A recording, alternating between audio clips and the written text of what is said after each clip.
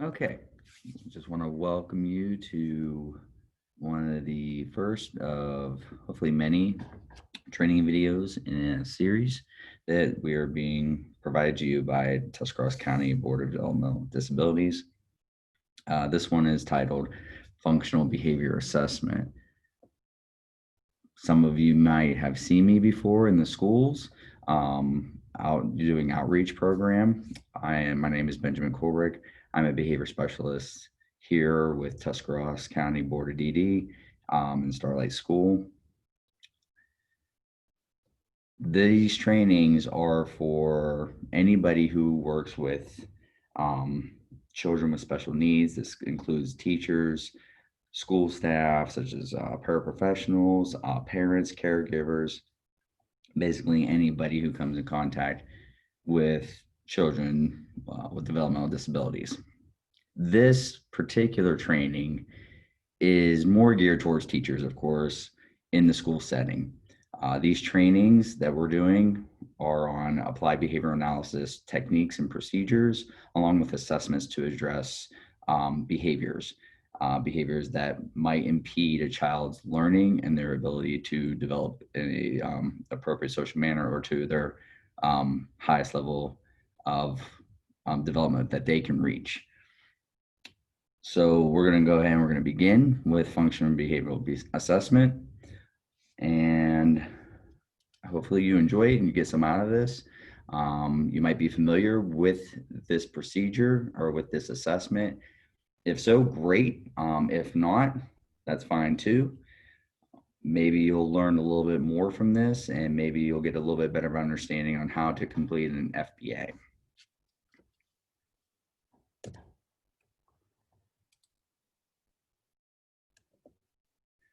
So before we get started, along with this training, there's going to be some things I would like for you to download. So there should be some PDFs that you should see on the website. One is the ABC continuous recording data sheet example. I'll show you just real quickly here what that looks like. Okay. Next one is the narrative recording data example. Okay. And that's what this one looks like. All right. Then some scatter plot examples. There's going to be a couple of those. So there's one. Here's another. These are data sheets. And here's an example of a scatter plot graph. And I'll go over these later on, of course, what they are. And then, of course, the ODE functional behavior assessment form. Now, the reason why we're going to use this one for our example for an FBA is because this is primarily the one that's used in most of the schools that I've worked in.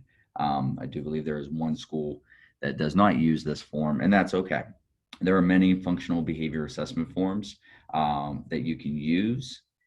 Doesn't mean that the ODE one is the correct one, but this is the most common one that is used because this is the one that is used across most of the schools that I've been in. Anybody that uses same goal, this is the form that is provided. Okay. Also, a pen and paper, pencil, if you want notes, and then snack beverages and comfy chair are optional. So overview, we're going to talk about a functional behavior assessment, what it is. We're going to talk about functions of a behavior.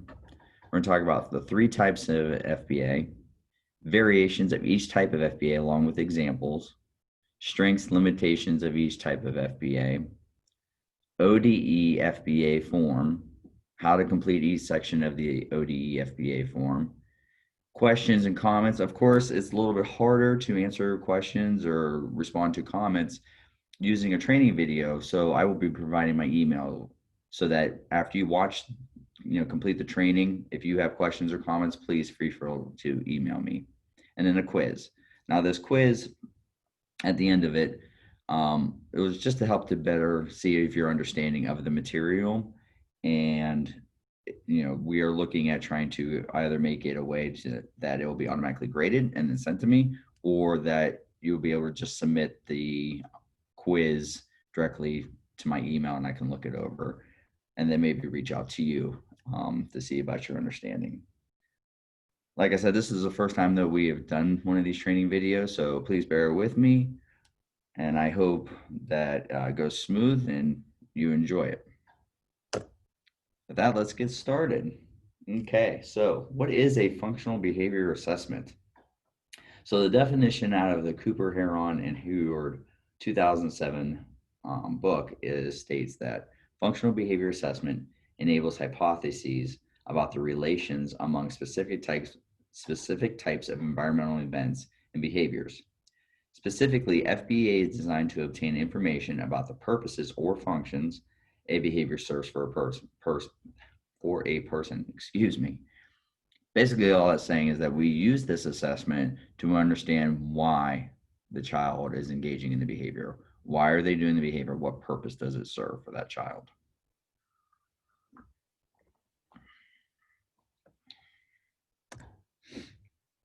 The functions of a behavior.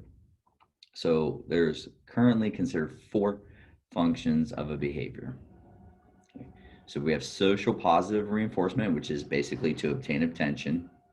Tangible reinforcement, which is to obtain preferred item or activity.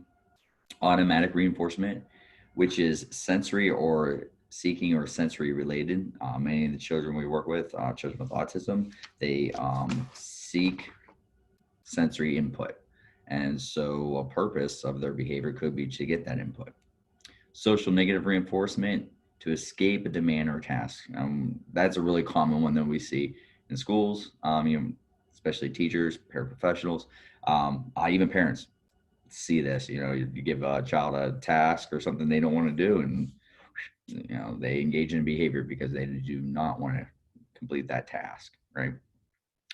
The use of an FBA is to identify one or more functions of target behaviors that is occurring in a setting, right? So this could be school, home, community. Primarily, the FBA for me is used in school. I've used them in homes, of course, in communities. I've used them in actually all 3 settings, but with the ODE form, this form is primarily used in school settings. This next slide here is just a neat little way to remember all of those functions, the 4 functions. So remember it in the term of SEAT, right? SEAT, sensory, escape, attention, and tangibles. So sensory, like I said, it provides preferred sensory experience, behaviors feel good to do. Anytime when alone, especially if I'm anxious. Right? Escape removes undesired activities or interactions. So when does this occur? When the task is too hard or it's too easy, boring, or scary. Attention provides access to people or interactions. When does it happen? When I want social interaction. And tangibles provides preferred items or activities.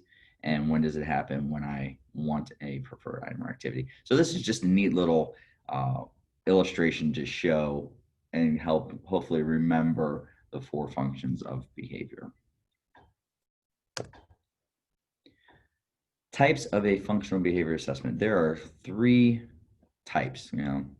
Functional experimental analysis, which this is only conducted by a BCBA only. There's a descriptive assessment and indirect assessment. You can use one or more of the 3 types to gather information to identify functions of the target behaviors. Most FBAs conducted are a combination of the descriptive assessment and indirect assessment. So when I am conducting an FBA, I use a combination of my descriptive assessment, and we're going to go over what those look like, and indirect assessment, and I will go over what that looks like. Functional analysis is only done by BCBA, and the reason why that is because it is done in a controlled setting, and you are actually trying to manipulate the environment to actually make the behavior occur, to test the hypothesis, to see if that hypothesis is correct as to why that behavior is happening. So it has to be done in a controlled setting with a qualified specialist, BCBA, because you are actually trying to get that behavior to happen. So types of functional behavior assessment, functional analysis. So the antecedents and the consequences, basically what happens before the behavior, that's your antecedent, and what happens directly after the behavior, that is your consequence. just fancy terms for those, right? So what happens right before the behavior and what happens right after the behavior. That represents those that occur in a person's natural environment, are arranged in a way so that the effects of each of behavior can be observed and measured separately. So that's what I just said. You are actually setting up the environment of known antecedents and consequences to actually try to get that behavior to occur. So only one type, it's the only type or method that allows the confirmation of a hypothesis in regards to the relationship between a behavior and environmental events. This is the one true form that actually will show you if your hypothesis is correct as to why behavior is occurring. If you believe that the child is engaging in a behavior, let's use an example as such as hitting to escape a task, then you would look at your antecedents and your consequences. And the antecedents would be presenting that task, and the consequence would be what happens right after the behavior. Typically, if it's like prompting, redirection, those kinds of consequences, you would actually redo those consequences and antecedents to see if that behavior will occur each and every time. And if it does, then you know that that behavior, the function of the behavior is to escape a task. So every time that child is presented a non-preferred task, that child engages in hitting, you know that child is engaging in that behavior to escape a task. So then if you remove the non-preferred task and the child does not engage the behavior, then you can see. So that's why it's only conducted by a BCBA, because you're actually trying to get the negative behavior to occur. So the other types are the descriptive functional behavior assessment and the indirect functional behavior assessment. So your descriptive uses direct observations.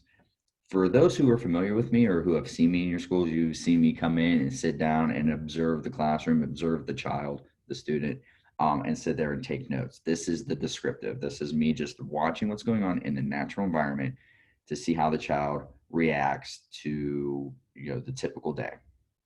So you use direct observations of behaviors in a natural setting, and then unlike the functional analysis that is conducted in a controlled setting. So I'm in the natural environment, right, in the classroom, and I am just watching the child and the teacher in the actions with the child and the teacher, as well as with peers around the child. So this is the type of FBA that is known and conducted in school and home settings. Indirect functional behavior assessment. So you obtain information from people through various forms who are familiar with the person that engages in the problem behavior.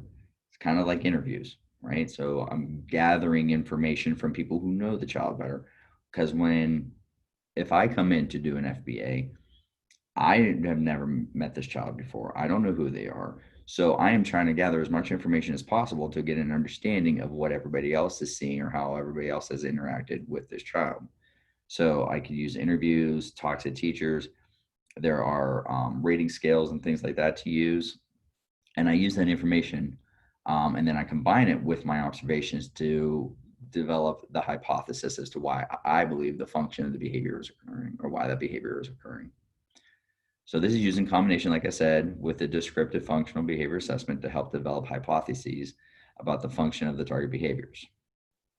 It's a very useful tool. You're not going to just use one of these by themselves. Normally I use them in combination. I'm not going to just use observations and never use an interview or not talk to the teachers. I'm not going to just talk to the teachers and never do a direct observation. So using them together is going to get you the most information, and so you can develop a better hypothesis for the function of behavior. Variations of descriptive functional behavior assessment. So if you refer back to those PDFs that I had you print off before we got started, we're going to look at the ABC continuous recording. And that one looks like this. So this one is at the top of it, you'll see it will say structured ABC checklist. Okay. So ABC continuous recording. So the observer records all occurrences of the target behaviors and selected environmental events for that period. Data is collected even if the behaviors do not occur, recording all occurrences of antecedents, which is what happens right before the behavior, and consequences, which happens right after the behavior, with or without the occurrence of that behavior. data collection tool sheet is developed based on information gathered from interviews or ABC narrative recording. So this sheet here, I would actually use after I have already identified antecedents, I have identified the behaviors, and identified typical consequences. Usually the first one that I use is the narrative recording. That's the first one that I use because with the ABC narrative recording, if you look at that one really quick, and at the top of your narrative recording sheet, it will just say ABC data collection tool. The ABC narrative recording, the observer records data only when the target behaviors occur, then records the antecedent, the behavior, and the consequence. Use of open-end recording of events. All events are recorded, even if not known as antecedent or consequence. So you're like writing everything down. It's almost like you're writing a short, quick narrative, okay? Your spaces are blank. All I'm gonna have in here is the start time of the behavior, the end time of the behavior, location, where it's happening, classroom, hallway, wherever it could be, what the antecedent was, what happened right before the behavior, what the behavior was, and what the consequence is. So let's stick with our example of hitting. We'll say the student, Johnny, we're going to call the student Johnny, starts the behavior, the hitting behavior at 9:30. I'm going to put that down as my starting time. In the classroom, I'm going to put that down as my location. I'm going to look at what happened right before Johnny engaged in that hitting behavior. Let's say the teacher gave Johnny a math worksheet to do. Teacher gave Johnny a math worksheet. I'm going to write that down. The behavior was Johnny engaged in hitting, and I'll put in there even if he used open hand, closed hand, you know, if it was multiple times, one time, I'll put in there that. Then the consequence, how did the teacher respond or how did peers respond? I'm going to put that in there next. Then the finish time is going to be when the behavior stops and Johnny goes back to engaging in the task that he was supposed to or going back to normal activities. So that's that.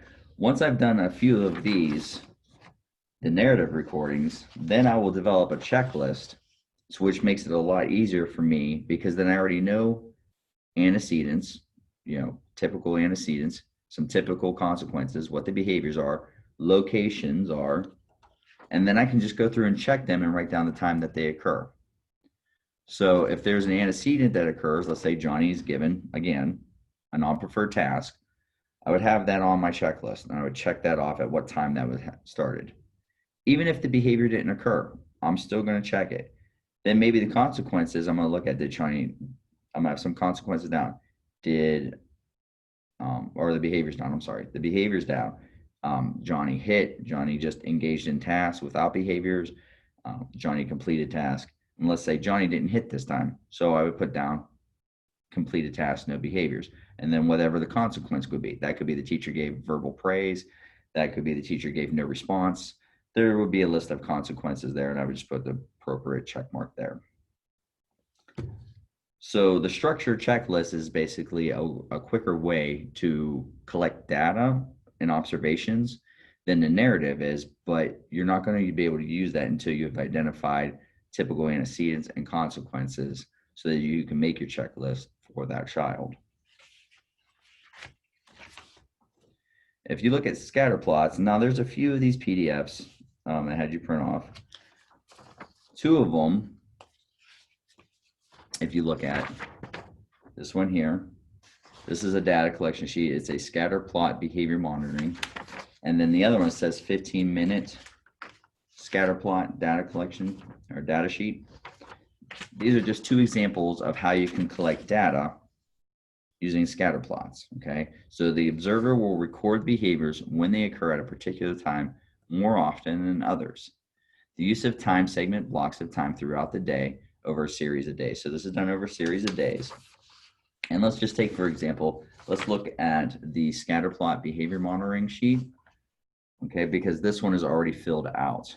And if you look down at the bottom of the example, it shows you what the different markings mean. So displaying expected behavior one time gets 1 slash, and X means the behavior occurred 2 times. And if behavior occurred more than 2 times, you get a full block, colored out, blackened out. And if you look at this sheet here, then you can see how at different times. They were collected over 15-minute period increments all the way down here, right? Starting at 7:30 all the way to 2:45 in 15-minute increments. And then the top here would be the number of occurrences during that 15 minutes. So every time the behavior occurred, you would use a new column. Occurrence 1 time, 2 times, 3 times, all the way up to 10. Then what they would do, if you look at the third sheet, the types of graphs utilize an ABA scatter plot. Now, this is just an example, and it doesn't go along with those data sheets. But if they were to graph the data from the scatter plot data collection sheet, it might look like something like this, where it's kind of all over the place. And then you would just kind of get an idea of trend of when the behavior is occurring, or how often the behavior is occurring, or under what conditions. Okay, so these are just examples, just to kind of give you an idea. Most of the time, though, I don't use scatter plots. I'm not a huge fan of them. Not that there's anything wrong with them, but me personally, I just feel like I get more information from the narrative and the continuous recording collection sheets than I do from scatterplot. Scatterplot is more like to kind of identify times of the day. If I want to identify times of the day that the behavior is occurring the most, I would use a scatter plot. That would be for when I would say, okay, is the behavior occurring more in the morning, more in the afternoon, more around lunchtime, recess time? And I would want to look at the times to see maybe when we're seeing a spike in that behavior, I would use a scatter plot. So other collection methods that I use, or that can be used in conjunction with your ABC continuous recording, narrative recording, or scatter plots, are frequency, duration, and latency. Now, I'm not going to go too much in depth with these because there's actually going to be another training on data collection and measurements about frequency, duration, and latency. Just real quick, frequency is that's just the number of times the behavior occurs. Duration is the length of time that the behavior occurs. And latency is the time it takes for a child to start a task after he's been given a directive. So if a teacher gives a directive, how long does it take before that child responds? That's latency.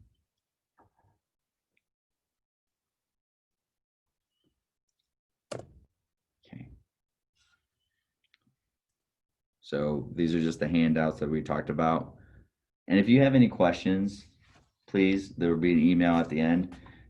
Feel free to reach out if there's any questions or you're confused about any of the handouts. Like I said, these are just examples.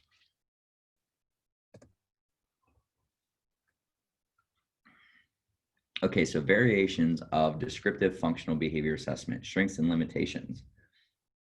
So the ABC continuous recording. A strength of this is that it may provide useful information that can be used to design a subsequent functional analysis if necessary, so that you can use the continuous data to do a functional analysis if you have a BCBA that's able to do that.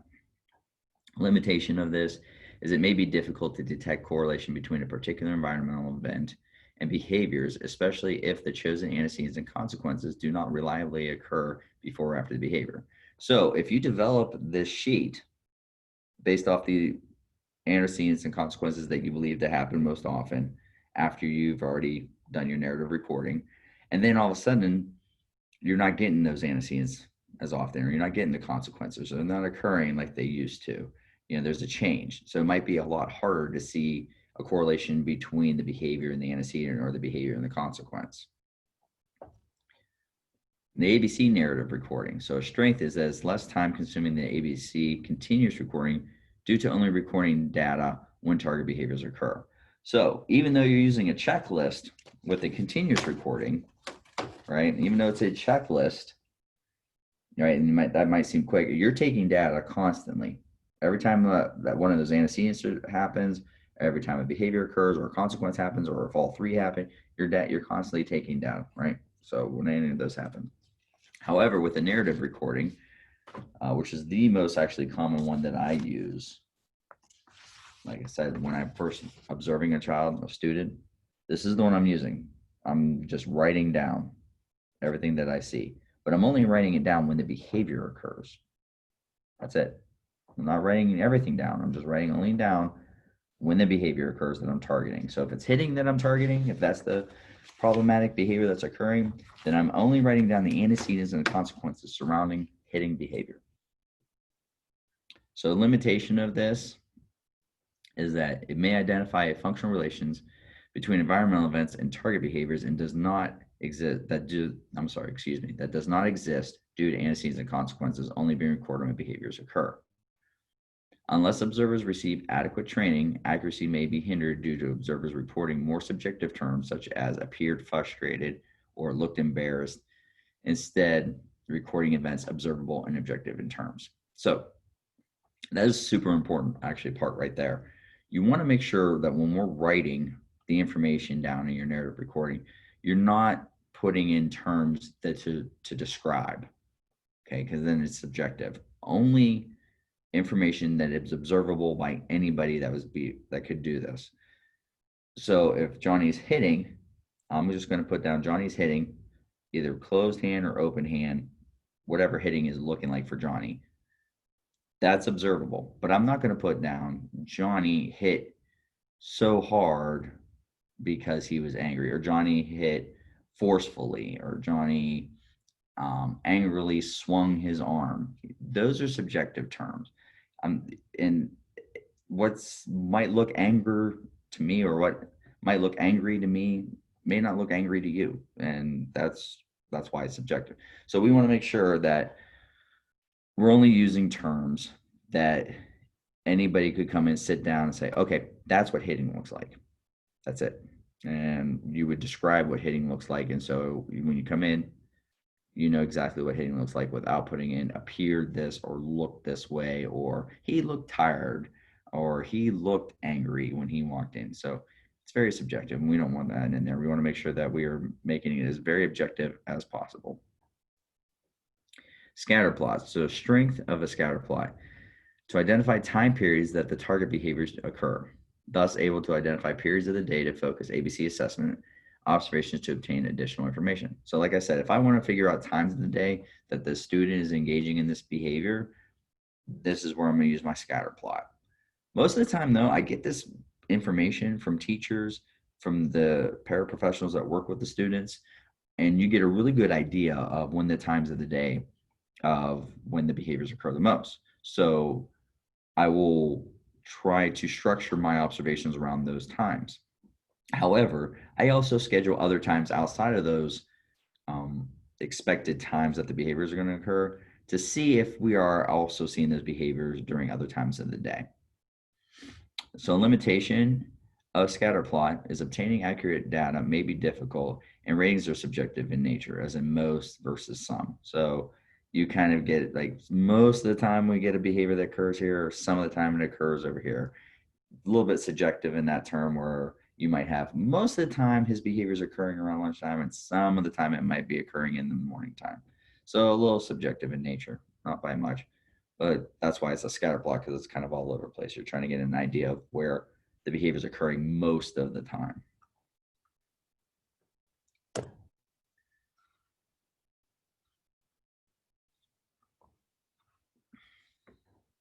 Variations of indirect functional behavior assessment.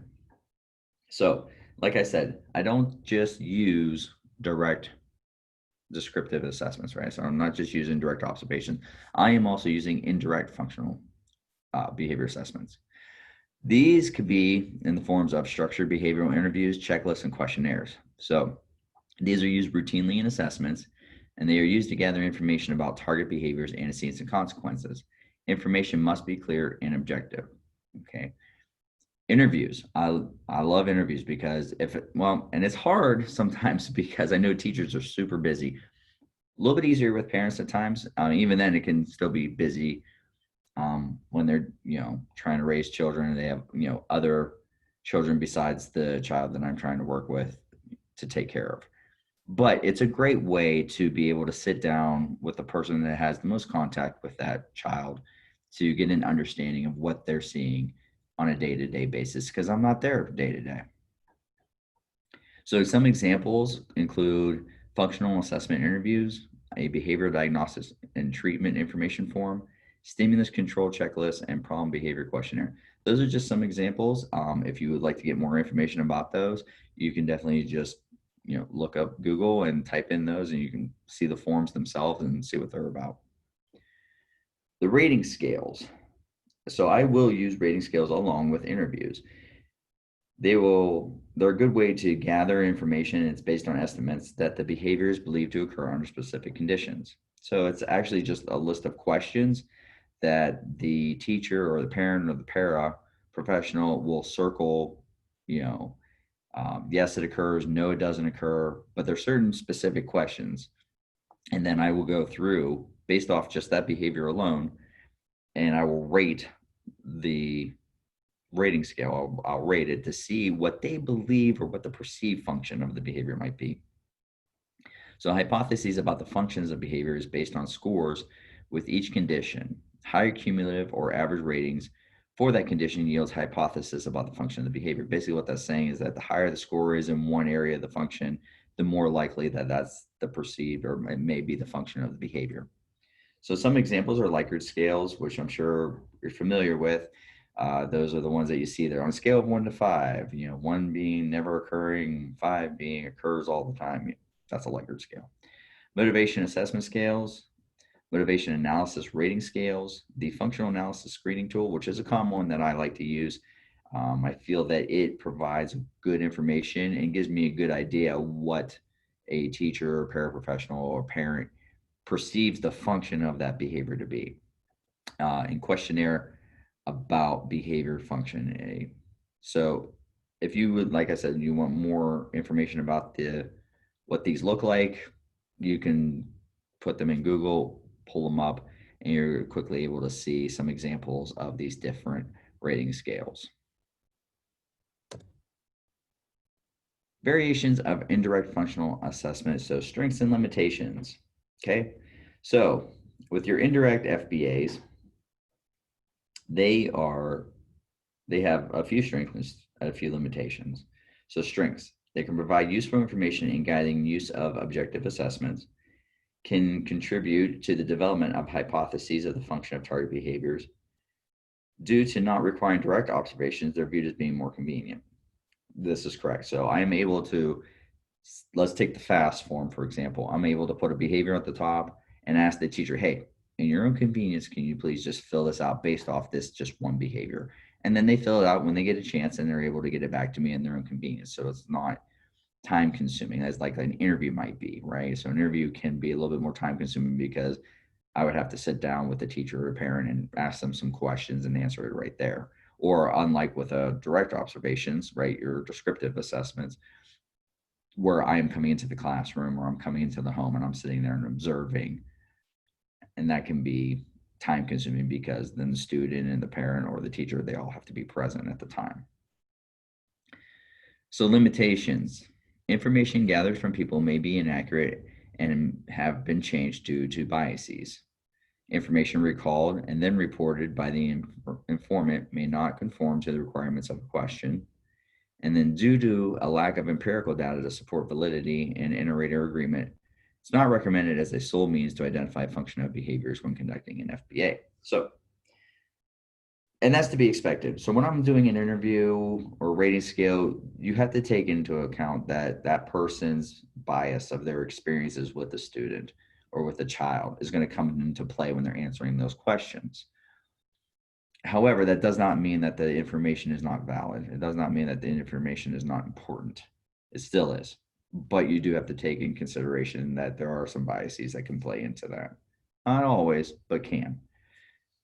Also, like I said before, I don't just use the indirect assessments alone, and I don't just use the descriptive assessments alone.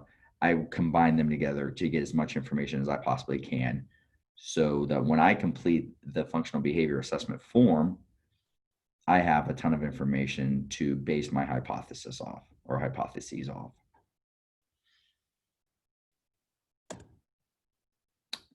So now we're going to go over the ODE FBA form. Okay, this was another form that at the beginning of the PowerPoint, I have you print off to have next to you as an example. And we're going to go over each section, and we're just going to describe some of the information that should be in there, that should be put into the FBA to have a complete overall FBA form.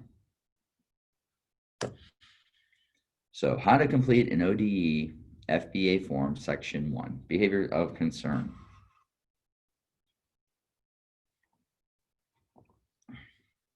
So you're going to provide a description of the target behavior. So in this section, this is where we're going to talk about what the target behavior is. Now, when I'm doing a target behavior, I typically only stick to about 2, no more than 3 target behaviors. If you try to focus on too many behaviors, you set yourself up for failure. It's going to be very difficult to track all the behaviors, for one, and then 2, when you try to modify or change those behaviors, you're trying to change too many behaviors at one time, which can be very overwhelming for the child. And then it can also cause failure, because then the child might engage in other behaviors because you're trying to implement too many things to address the other behaviors. So it causes more problems. Basically, when I try to focus on behaviors, you want to pick the top 2 or 3. Therefore, you can address those behaviors, modify the behaviors, and then work on maybe other behaviors that might be occurring, but they're not as impeding on the child's learning or social development, or being able to conduct daily tasks. So you want to use observable and measurable terms. So let's go back to our example, hitting. A good way to describe this, to define hitting, would be to extending one's arm at elbow, okay, or at the shoulder, and that could be where it's overhand, or they're just moving the shoulder here, to make contact with another person with an open or a closed hand, okay. If I have that description on my ODE FBA form, or any FBA form, actually, you should have that on there, then another person that looks at that knows exactly what hitting looks like for that child. There's no question about it. There's no misunderstanding. There's no, wow, that might be hitting or might not be hitting. I'm not quite sure. No, you know that if you see a child extending his elbow, moving his hand like this, either with closed or open hand, and hitting that teacher, then you know, or student or whoever, then you know that's hitting. Boom, they engaged in that behavior, okay? So you want to provide a description of intensity, frequency, and duration. So you want to add a little bit of, this is where what I call my baseline data, right? So you want to list the target behaviors and provide baseline data. Your baseline data is going to be gathered from your direct observations of the student in the classroom, or the direct observations in the home, if you're conducting the FBA in the home, and looking at, if I observe this student, let's say 8 times. Okay, so I usually, when I conduct an FBA, I try to get at least in 8 observations. That's at least 2 per week over a month of time, 30 days, 30-day observation, okay? In those 8 times, how many times did that behavior occur? Then I will take an average. If that behavior occurred, we could say, one time it occurred 30 times, another time it occurred maybe 20 times, another time it occurred 50 times. I'm going to take the averages of all those. And I'm going to say, on average, this student engaged in the behavior, and let's just say 10 times per observation. So that gives you kind of an idea of the baseline that we're looking at. So the student on average at any time can engage in hitting behavior around 10 times.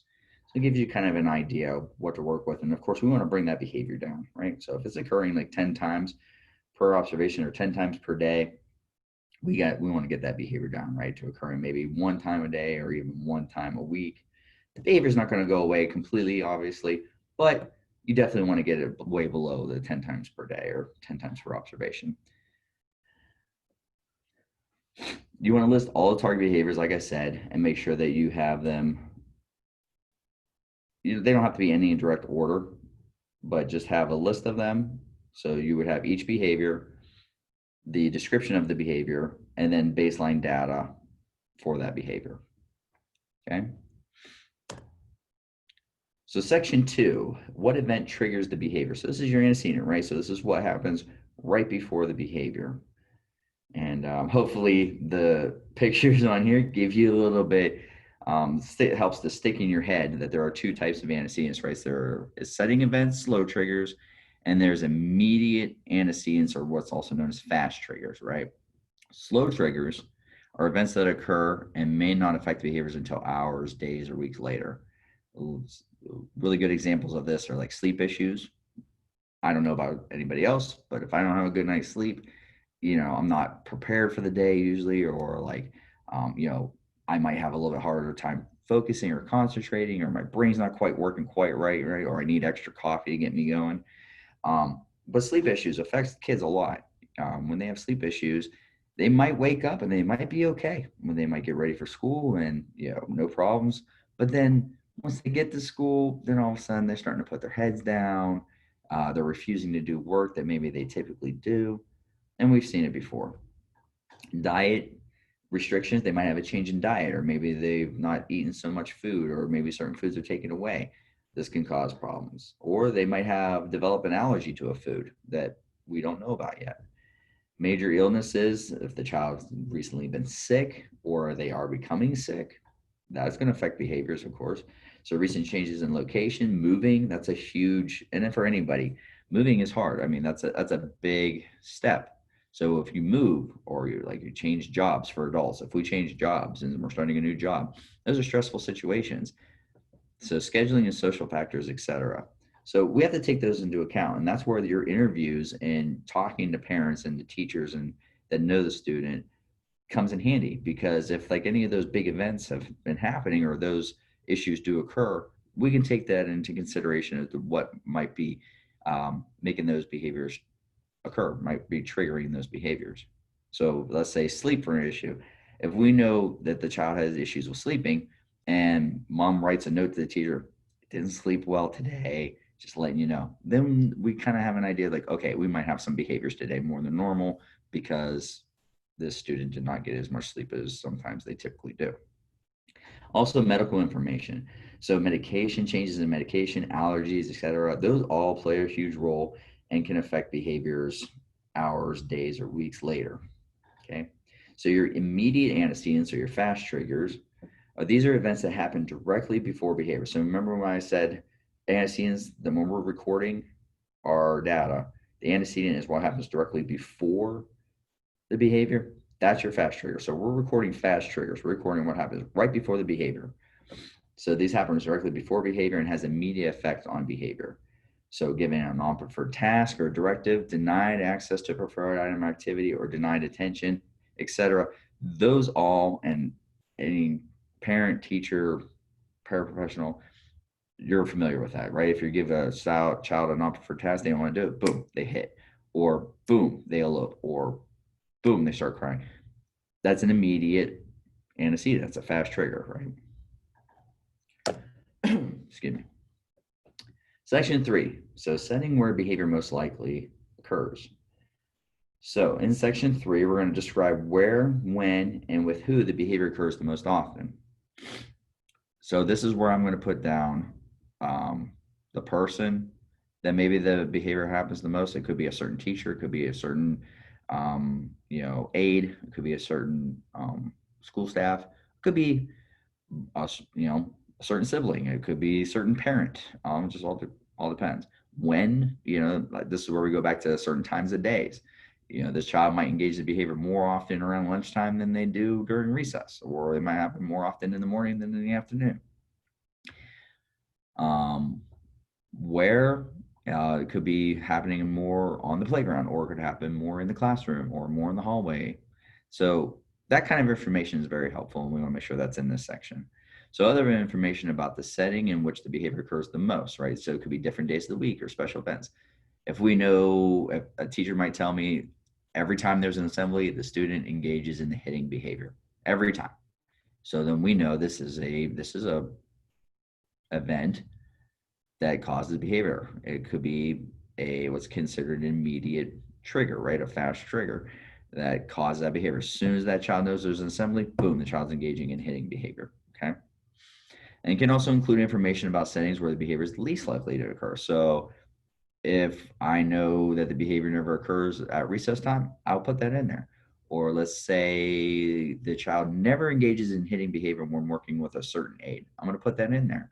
That's all, great information to know and to understand that if I know if I have this aid with this child, the child is more likely to complete their work, to follow directions, and do what they need to do. So, they're kind of motivated by that. Or I know that if during recess, that they're motivated by recess. I mean, what kid isn't? That they don't engage in the behavior. So that's all information that we want to make sure that we have in there. So section 4, how often and how long? So in this section, you want to give more information about how long behaviors last. So this is what's called that duration, right? Start time to the end time, how long that behavior lasts. How many times per activity, class, day, week, the behaviors occur. That's frequency. So, is this behavior occurring 10 times a day? Is this a behavior occurring like maybe 10 times per, class time? Or it could be the behavior occurs 10 times during only math class. So how long does math last? And then you're looking at, on average, the behavior. So that kind of information is really important, and we give us an idea about the duration of the behavior. If the hitting behavior, let's say, lasts for like 5 seconds, or does the behavior, is it real quick one time? Maybe it's eloping is one of it. And so the eloping behavior, maybe it lasts 15 minutes. Every time this child elopes from their desk, leaves and gets up and leaves the classroom, it's 15 minutes before we can get that child back into their desk and back on task. There's an average right there, right? So you get an idea of like, how long normally that child engages in the behavior. So it can also provide information how long it takes for the student to comply with given requests or start given activities, latency. So that was the other piece that I talked about briefly, where the time it takes from a child to engage in a task or a behavior after being given a directive. So if a teacher gives a directive, how long does it take before that child follows that directive? That's called latency. So especially if behaviors typically occur when given non-preferred tasks or directives. Latency is a really good, important tool and something to understand, to kind of give you an idea, especially if a child has long latency periods. Like if I have talked to a teacher and a teacher tells me, I give them the task and it usually takes them 2 minutes before he even gets started. Okay, so now I'm gonna start tracking latency, because I mean, granted, the teacher could be just giving me a roundabout time. It might actually be 1 minute, it could be 3 minutes, could be 5 minutes. But if the teacher's telling me that it takes a long time for a student to engage in a task, I'm going to start looking at, I'm going to track my latency to see how long it is to get a good idea, get good baseline data. And I'm going to start looking at maybe is to kind of get an understanding of why is this taking so long? Is he putting his head down? Is she putting his head down? Is he playing with pencils or fidgeting, or what could it be? What's causing that latency, to be so long? What's causing that extended time before they start a task or complete a task? Start a task. So section 5, who is the student least likely to react negatively to when requested to do something? So with whom the student is most likely to engage in behaviors with during requests, and with whom the student is least likely to engage in behaviors during requests.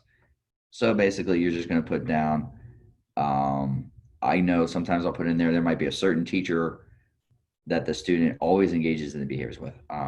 It could be, say, music. So every time student goes to music class, that behavior is always occurring, no problem. Every day they go to music class, and every time that behavior occurs. So I would put down that the behavior occurs most likely with this teacher. Least likely, it could be an aide that the student likes to work with, or the child likes to work with. So then I would put down that with this aide, the student does not engage in the behavior, or engages in behaviors on very few occasions, not as often.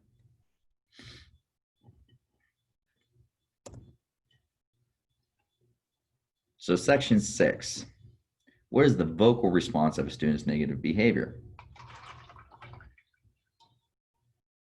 So what we're going to look at is then in this, how basically the consequence, right? So what is said when the behavior occurs? That's it.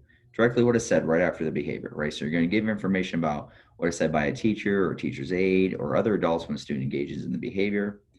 And you can also provide information, what is the most common vocal response? So a lot of times what I'll do is I'll put in there, it might be prompting, it might be verbal redirection, but what are some of the common phrases that are used. Some common ones that I've heard are like stop it, don't do that, hands to self, sit, put that down, no running, walking feet. Some common ones that you hear in schools or even at home.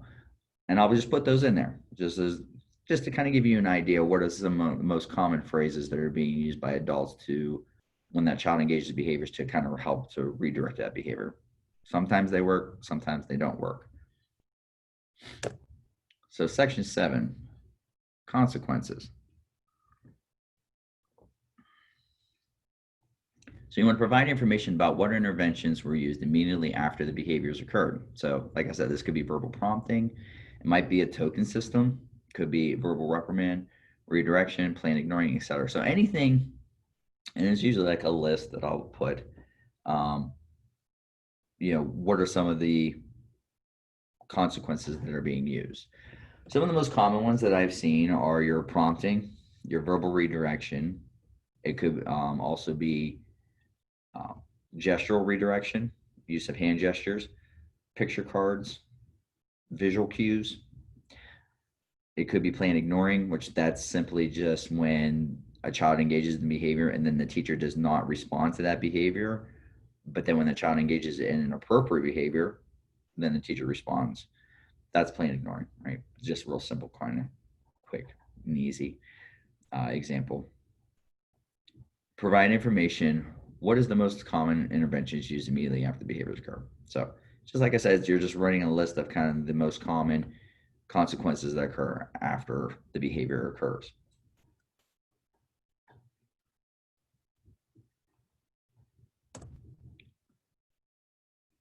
So section 8, the why. Okay, so this is where it all comes down to, right? So all the information that we've gathered, your direct observations, descriptive assessments, your indirect assessments.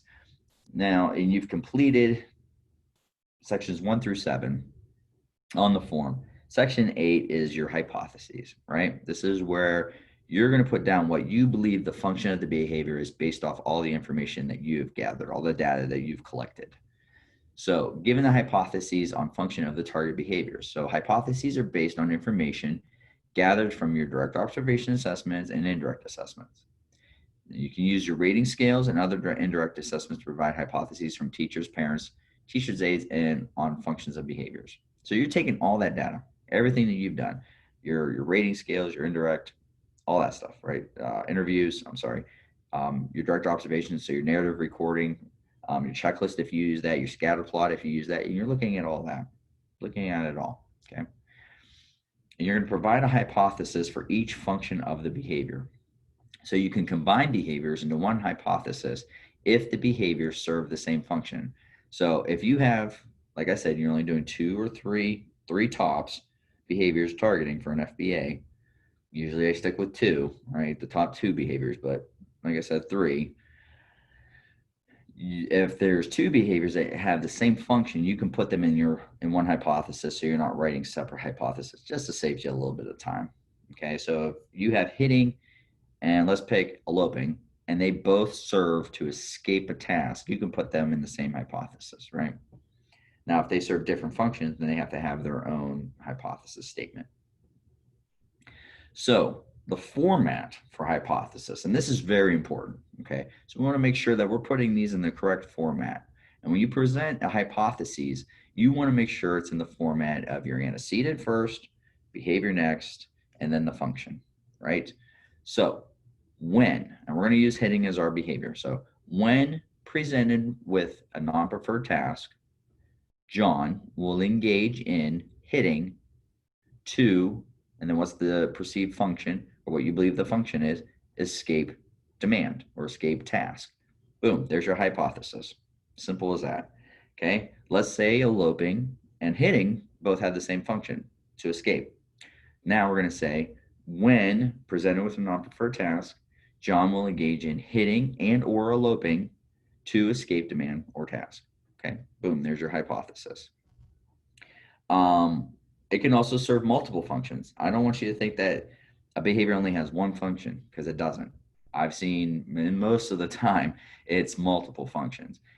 it serves to escape and to obtain something, right? To get something and to escape a task. So you might have hitting and it has two functions. Based off your data, you might see that John engages in hitting to get out of a task, to escape a task, and to get in that preferred activity or an item that he wants, a tangible, right? So you would put down in your hypothesis, when presented with a non-preferred task or denied a preferred activity, John will engage in hitting to escape demand or task and or obtain preferred item or activity. So that lets you know when I read that, okay, that this behavior, hitting behavior, has two functions. And it can be one, it can serve one or the other or both at the same time. Sometimes it might serve just to escape a task. Sometimes it might serve to get a preferred item or activity, and sometimes it's both. Sometimes he might be given a task and he's told that he wants something else besides that task, and he engages in hitting behavior because he doesn't want to do the math worksheet, but he'd rather go play with blocks. So he's engaging in hitting behavior. Like I said before, if you do have questions, please feel free to email me. My email is provided at the end of this slide.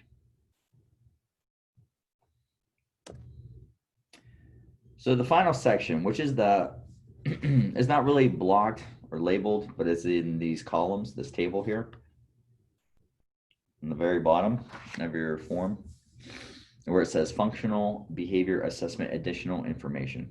Okay, so in this section, you're going to put down the behavior history interventions attempted. So you're going to list all interventions currently being used and tried in the past. So based off of my interview from teachers or parents, this is where I would list everything that they've ever tried or currently using in just a list format. So from verbal to modeling, prompting, all the way to, it could be token economy, it could be visual schedule, whatever they've used. Premack principle, which is just first then or grandma's law, however you want to call it. I'm going to put all that in there. Okay. Your primary mode of communication, this is simple, is the child verbal, or they might be partially verbal. They might not have full verbal skills, but their primary way of communicating to others, is it verbal, PECs, communication device, etc.? How do they, it might be sign language. What is their primary way of trying to communicate their wants and needs to other people? And then other relevant information. So medical, again, we've already listed what some medical things could be. Remember, we talked about the event triggers. So we talked about some of those. But here, what we're going to just put down, we're just going to put a list of, it could be medication, some medications that they're on.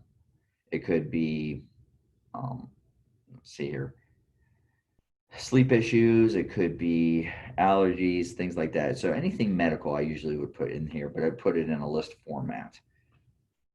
And that might be the types of medication, like I said, that they're on. There are certain allergies, certain foods they can't have, sleep issues, things like that. I'm going to put that in there, anything medically related. All right, so that actually brings us to the end of this. It was pretty quick. At least I hope it was quick for you. And I hope I didn't go too fast. I hope that you were able to get the information from this.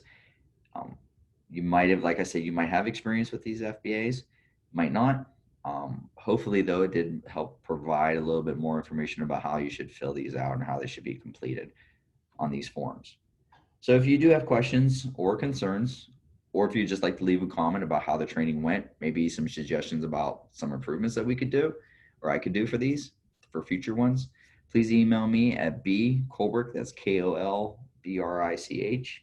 at TuscBDD.org. And I will respond. There's our references. Quiz. So also on the website there, like I said, there's going to be a section for the quiz. And I'm neither two ways. It's either going to be set up to where you can print the quiz off, complete the quiz, and then just scan it and email it to me, and then I can look at it and see how well you understand the material. Or there'll be a way that you can click on a link, complete the quiz, and then it'll automatically just grade it and send me the grade.